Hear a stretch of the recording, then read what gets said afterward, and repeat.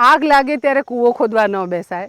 સમજુ માણસો હોય એ ક્યાંક સાંભળે કે આગ લાગી છે તો તરત પોતાના હાથમાં આવે, વાસણ લઈને દોડે પાણી ભરીને આગ ઓલવવા માટે થઈને.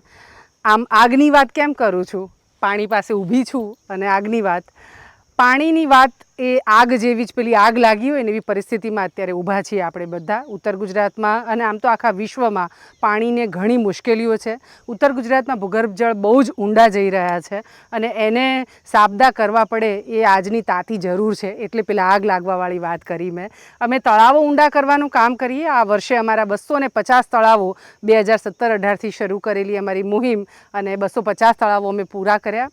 આ પાટણનું રૂગનાથપુરાનું તળાવ છે અને અમે આ વર્ષે ગાળ્યું, અહીંના ગામના 3 તળાવો ગાળ્યા, પણ આ સ્ટાર કેમિકલ સંજયભાઈ છે એમની મદદથી આ તળાવ અમે કર્યું. કાકા, તળાવ કેમ ગાળવું જોઈએ કયો મને? તળાવ જીવનના પરશુનું પાલન